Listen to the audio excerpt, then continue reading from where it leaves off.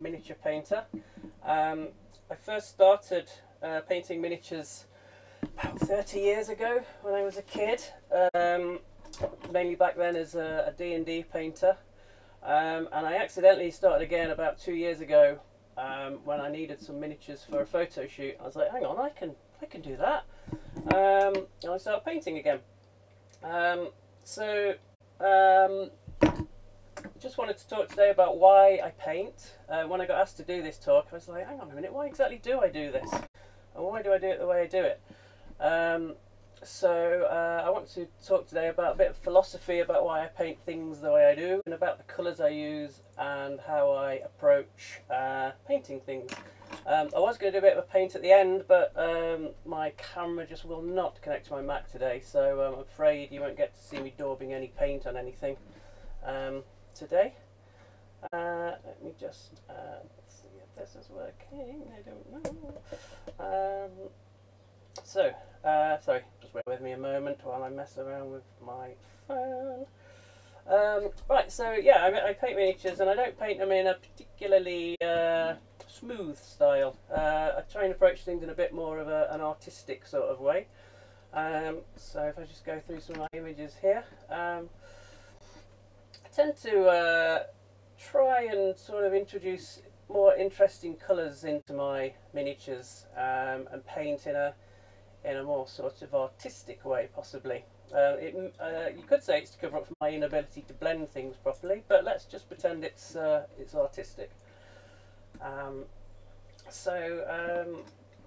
What I tend to do with my miniatures is I want to set a scene with them. I don't want to paint in a sort of a very sort of smooth style that you might use if you were playing games with miniatures. If you play Warhammer and have them on a table, you want to do a lot of edge highlighting and all that sort of stuff, and keep them quite neutral almost, just so that they're they look cool on the board. I just tend to paint them and put them just over there on the shelf and then never look at them again. So it's more, for me, it's more about the process of painting and learning and getting better at things, hopefully. I don't tend to go particularly for particularly saturated colours. I tend to go for a more muted palette. I don't know why, it's just I think in my endeavours as an artist in the past, I've been a photographer and I take pictures of like twigs and trees. I don't go for sunrises and sunsets, so it kind of carries over really into my painting, that they want to be a little bit miserable really, which is where the colours come in.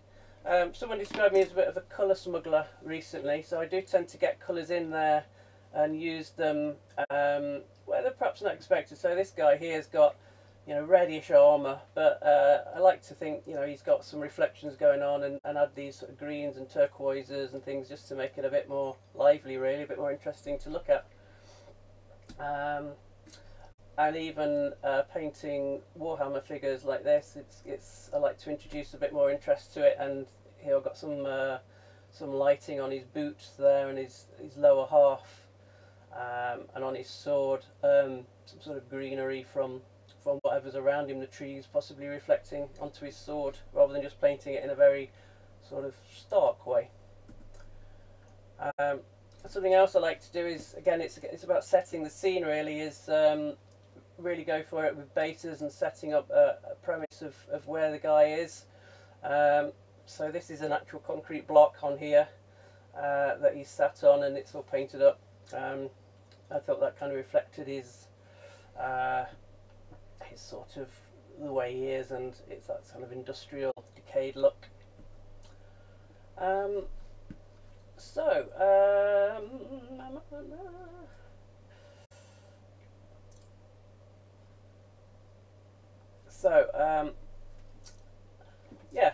As I say, if you paint miniatures to go on to games boards, or you play D&D with them or Warhammer, then doing all the edge highlighting and having a very neutral colour scheme is great, because they look good when they're small on the board. But I don't ever do any of that. I just paint them. I tend to paint bigger characters and have them as showpieces.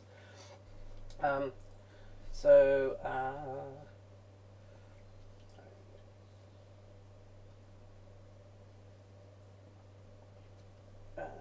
sorry, I don't know what I'm doing here.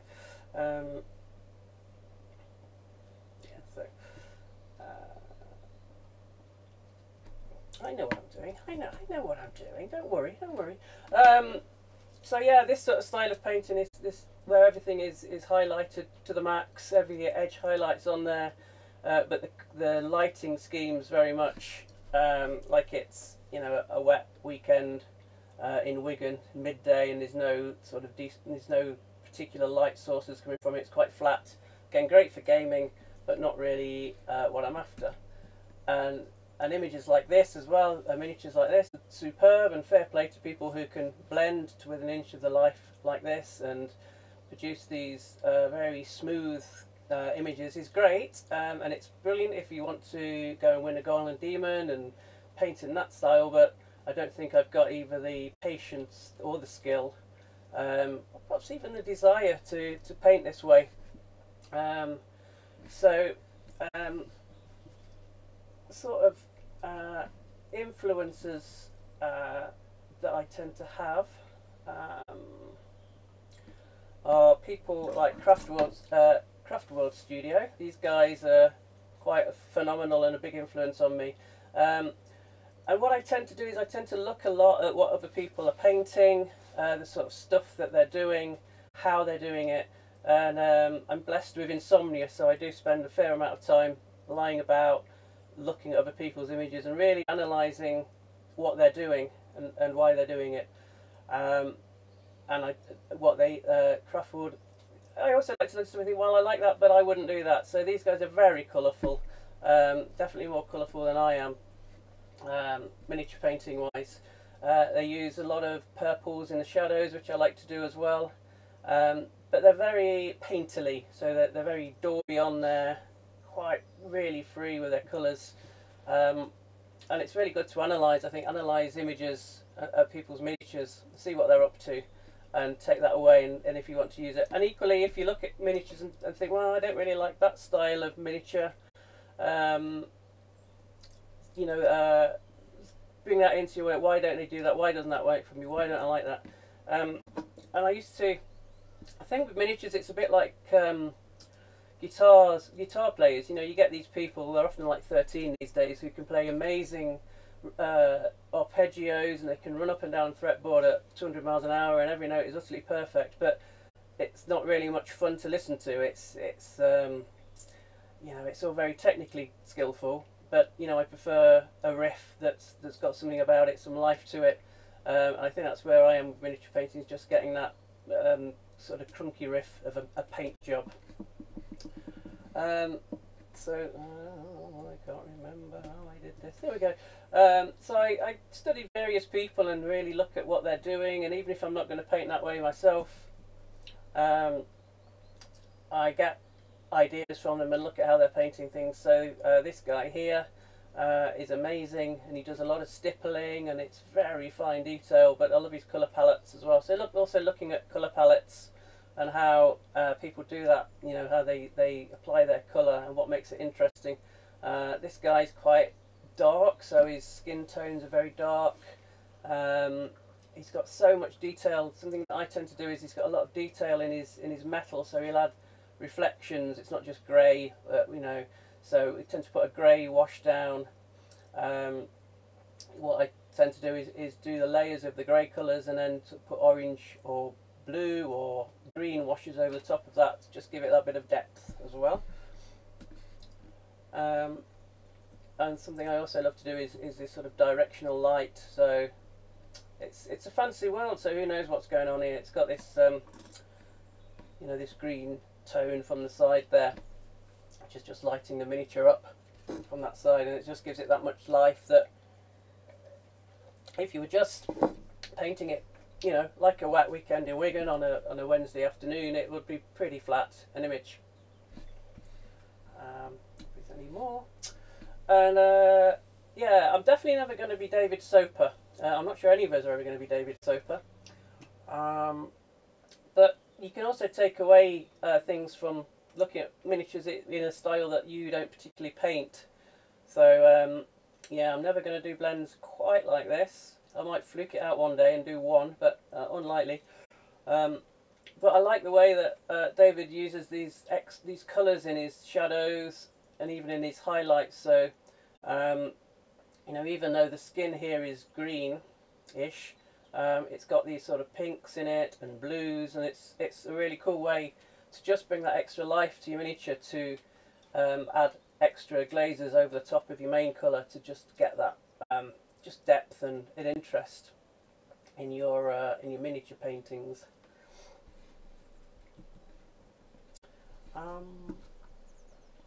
So something else I do a lot of, due to my insomnia, is I've got lots of saved images on Instagram, and if you're in Chrome, there's an extension, so if you mouse over them, it makes the images bigger, which is really good for viewing images at that bigger size.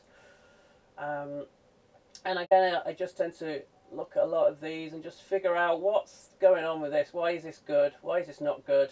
And if I'm painting a new miniature, I'll go back and look through all these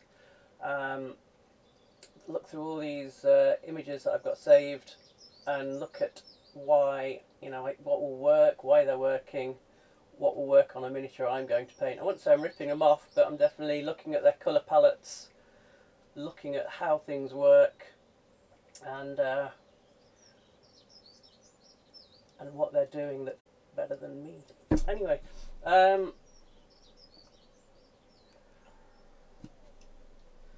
something else, if you want to play, you can play.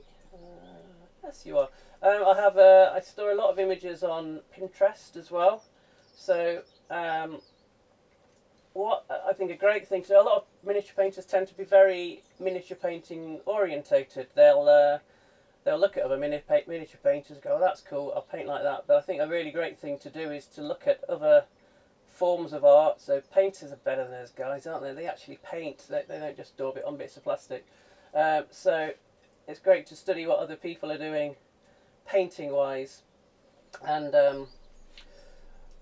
just look at the colours they're using, the way they're using highlights and shadows, warm light, dark light, and they pick some of these images and carry them through to a miniature.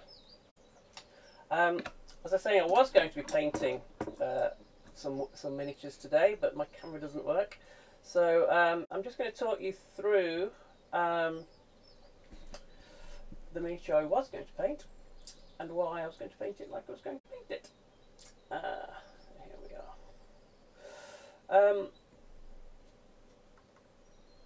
Let me just turn that on, that off. So I was going to paint this miniature here. And the way I choose a miniature to paint is that I will, sometimes I'll see an image on Pinterest and I'll think, oh, that's kind of cool, I like the way that they've used those colours, and then I'll go and find a miniature in my my mini factory catalogue and find something that's similar that will work with it. So with this one, I saw an image and it was a painted sort of fancy image, and the woman in it had sort of pinky mauve hair. I thought, well, it'd be cool to paint a miniature with pinky mauve hair, and it can be that simple of what I choose to paint. So I went through the catalogue of miniatures I could get and found this this lass here, and I thought, yep, she could work. She could have pinky mauve hair, and that was the starting point really. And what I tend to do when I paint a miniature or come to paint a miniature is I don't just go, yeah, that's cool, I'll print that out, let's go. I'll actually study this initial image, so the image here of the render of the miniature. I'll actually sit and study this for longer than is probably normal, and work out a story for where the particular miniature is. So rather than looking at it and going, oh, that's cool, it can have a purple cloak and the sword can be green or whatever, I'll actually think, where is this person? What's she doing? What's she on with? What's she going to do with that ridiculously huge sword? and then I take it from there. So with this particular miniature, she's on a cobbled base here. I don't really like the base. I'll probably change that out because I don't like all the gubbins around the edge of it. But we'll go with cobbles. So she's somewhere cobbled. So where is she? She could be in a street at night. So we could start having very dark blue sort of colours in there, and then maybe some moonlight hitting off her armour. She could be in that high street in Wigan on a Wednesday lunchtime, so it's raining and there's no particularly strong lights coming from anywhere, and in that case we'd probably look at different colours to make it more interesting. So maybe a cloak and a, what is that front bit? A front cloak would be perhaps an interesting colour reflecting through. I'm using colour rather than light to make the miniature interesting. She could also be potentially on a street at sort of twilight, and there's orange lights coming from taverns which reflect on her armour. And because she's got quite a lot of armour on here, I think there's a lot of opportunities to reflect light on her. So I think a good way to go is to use all the bounce light on there to create interest. So what I figure with her is that she's probably standing in the mouth of a dungeon, and she's got some blue light on her right hand shoulder coming in from the entrance where the sky is. Maybe some greens of trees and things that make it more interesting. And then on her left hand side there's some sort of cauldron-y fire going on down below, so that will light up her legs, a bag, and a sort of left arm, the underside of her breastplate. And blues and oranges are very good to use together. They work very well together, and that will make a good scene. Of course no one looks at it and goes, oh, look at that. When you finished it, looks at it and think, oh, look at that, look, she's in a dungeon. They'll look at it and go, oh, they're nice colours, I like the lights you've put on there. Or they might look at it and go like, yeah, don't like that much, but you know, either way. Not entirely sure what to do with a sword. It's ridiculous, isn't it? It's huge. It would be a bit weird to have it all metal, a lot of reflection and a lot of NMM to do on there. So maybe the inside would be a black, shiny black, the chevrony bits, and then the outside is metal. Again, of course, that will reflect a lot of light from the fire and the sky. So looking at the colours I use, there's a few good tools. Rather than just sort of looking at your colour table and going, well, orange is opposite blue, so that's cool, do that. There's lots of subtle ways of doing colour. And what I tend to do is use palettes. So this is called Coollol, C-O-O-L-O-L. No, C-O-O-L-O-R. And you can basically generate lots of different colour palettes and save them out when you're happy. And it also has lots of saved palettes as well, so you can look through here, pick something that you think works with you and works for you, and it just gives you an idea of colours that harmonise with each other and work well, and colours you wouldn't often think of using. So you know, it's easy to go blue and then orange, use them together, but you look at these different palettes and you can generate new palettes and different palettes, and you can start to just come up with ideas that then you can mix into your palette and use on your miniature, and then you can save your palettes out and save them and use them on your miniature. So, know where this ends. Where does it end? This one. From here you can save out your palette to your photos, and I use this great app called Miniature Painting. You can put in all the paints you want to use, or you have. You can introduce images into here or you can put your palette in that you've saved out, and what it will do is it will tell you roughly what the closest colour is to the one you've chosen. So if you want to spend £500–600–700 on paints, because we all are buying paints, you can just go through here, select your colours and start buying them. It's probably a little bit better idea to just mix them. If you buy the Pro version, you can it will give you options for how to mix your paints as well, so you don't have to buy them all. You can also save out your palettes here. So in this example I was looking at eyes because I was painting some eyes, and I can go through and I can look at the colours here that are in the like I can paint that accurately. You can look at the image, the colours in here, and look at the paints that are being used. And often it's quite difficult to tell what the colours are in things like skin, because there's so many variations. This is quite a good way to just click around the image and see what sort of colours they are. So even if you're not buying the paints, you know, you can mix them. You think this has got a greeny tone or a blue tone to it, and it will just give you an idea of the colours in an image. So you can also of course do this with miniatures. So if you like a miniature someone's painted, you can grab that image from Instagram, do a screen grab, put it into to the app, and then just use it to select the colours around, and you can see what sort of colours they're using. So a similar app is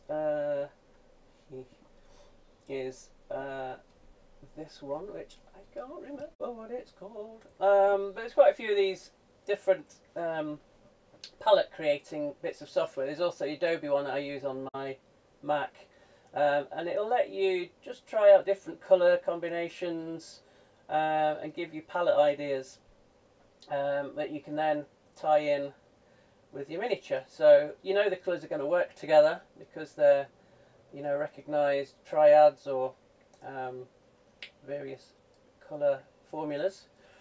And you can just look at different colours and how they work together like this to paint your miniatures. Of course you could just go on like green, so I'm going to paint it green, but you know, it's more fun to be a bit arty and pretentious about how you're painting stuff, isn't it?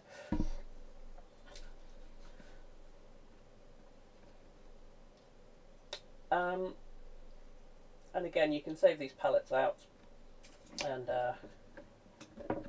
use them in your spell palettes, right? Possibly as well.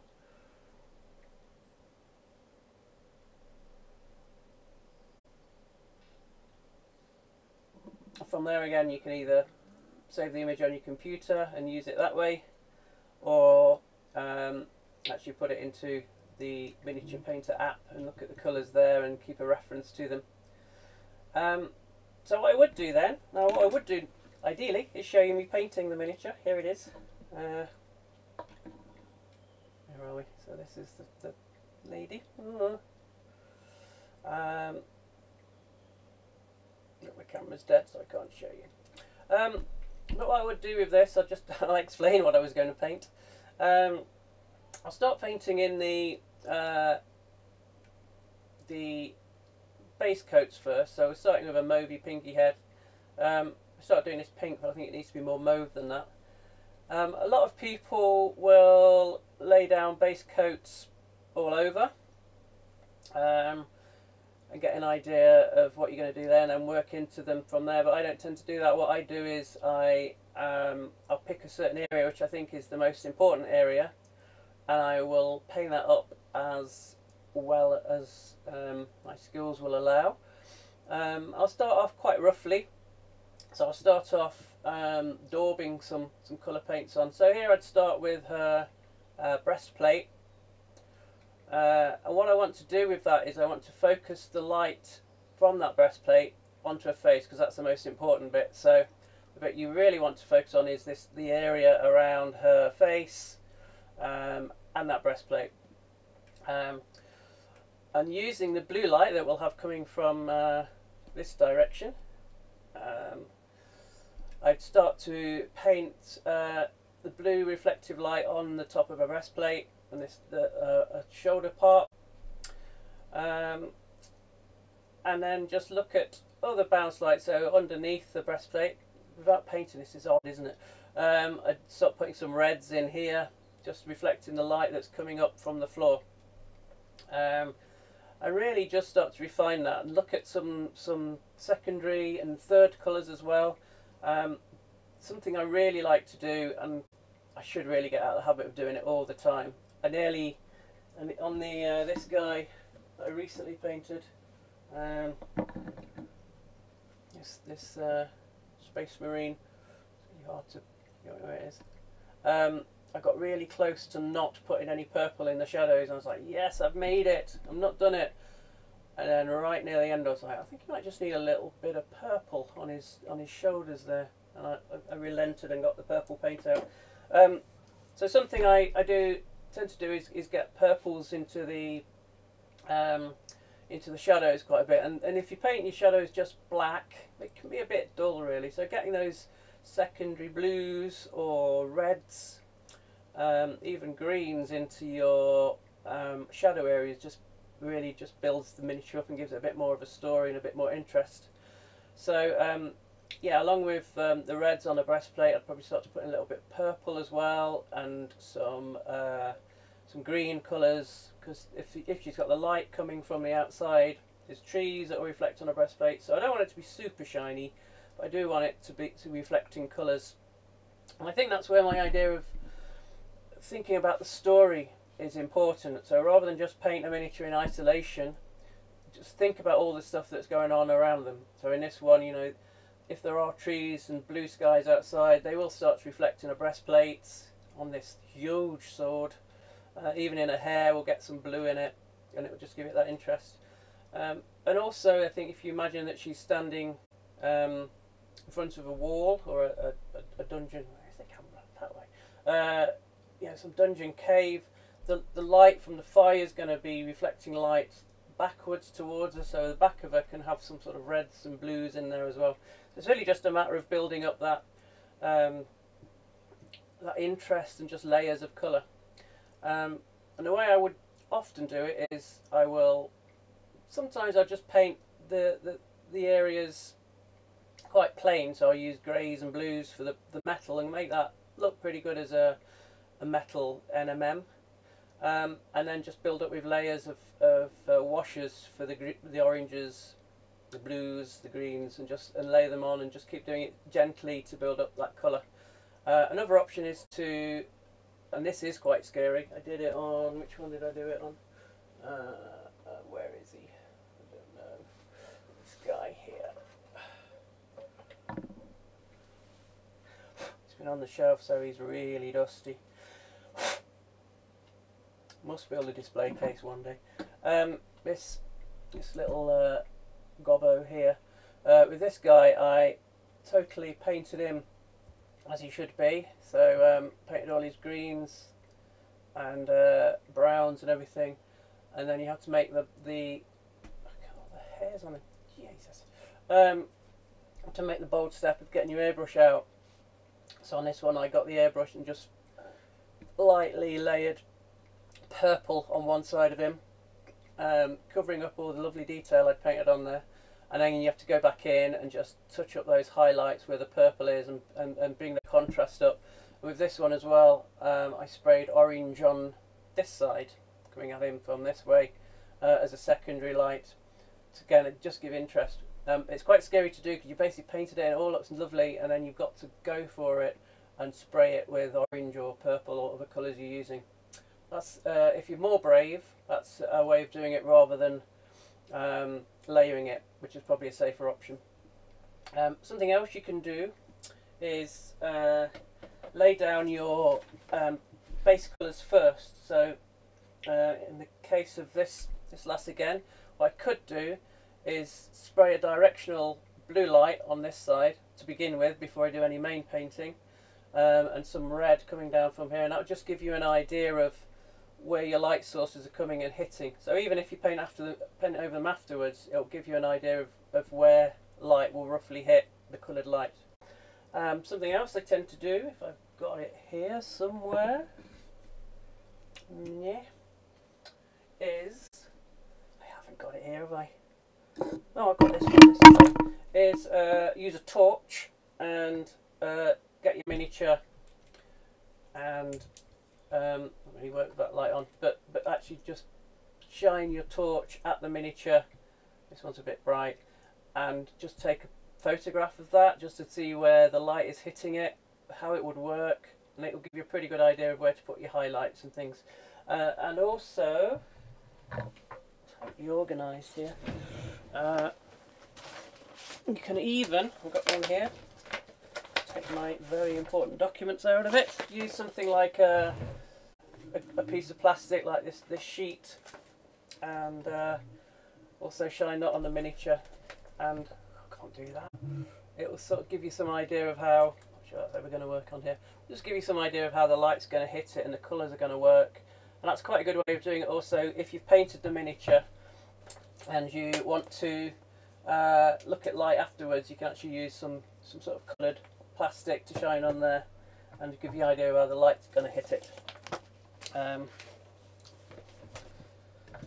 So yeah, just a little word about how I prime things as well. I would have shown you how I do this, but I can't because my camera doesn't work.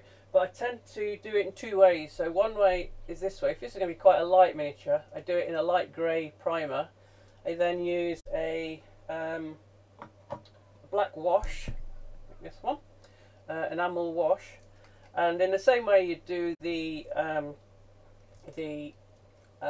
lines if you were pin washing, I actually go around all the recessed areas. You won't be able to see it on this camera, but I go around the recessed areas and fill in all the edges so that where it's dark, that has got the pin wash, but it's still got the grey of the primer that I can use, because it's quite difficult sometimes to paint yellows or these sorts of colours over a dark primer. So that's something I do. If it's something that's going to be dark, like this big dusty fellow here, cat owning, that's a problem. I will prime it black and then just look at what I tend to do is keep this on my desk, and when I've got some paint left from when I'm spraying something light, I'll put some directional spray on to the model, and that obviously just gives you an idea of where the light's going to hit it and where to paint that in. So that's just the other way, probably the more normal way of doing it. Yeah, that's that. So what I'm basically saying is these are just chunks of plastic. You can do whatever you want with them. If you want to go and win a golden demon, go for it. Learn how to blend within an inch of your life. If you're a lazy sort of artist like me, put it down to art and daub your paints on, and you know, look at interesting colours. Look at doing different colour palettes, and ultimately, if you've got particularly if you've got a 3D printer, you can print these pretty cheap.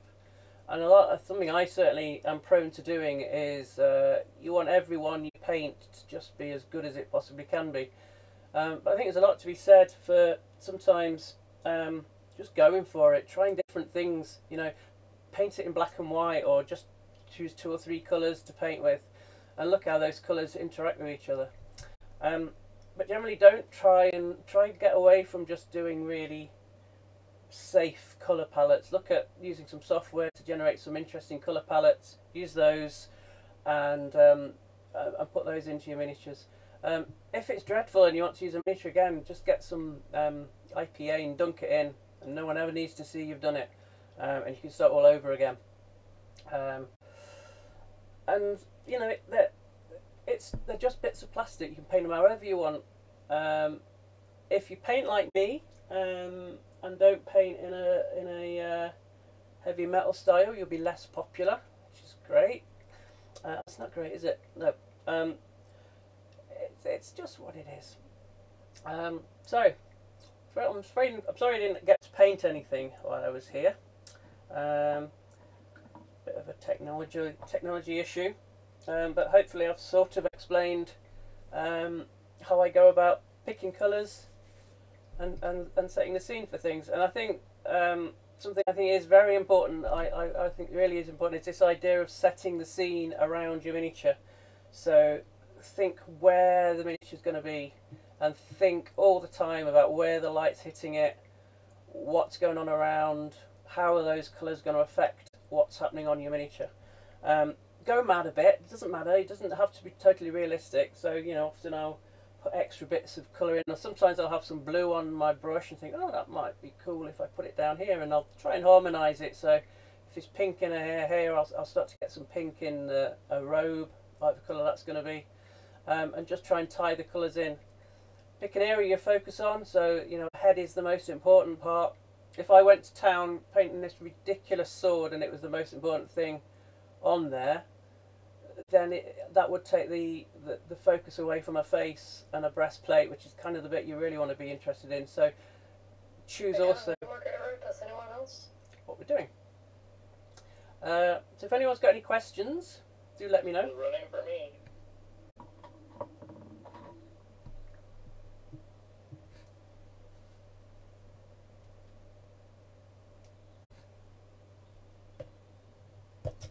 If not, I will leave you be and get on with enjoying your painting. I'm not sure who's next, sorry, but if you hang around till I think 5, there'll be another great talk. Well, another great talk, probably a great talk, not this one. Happy painting.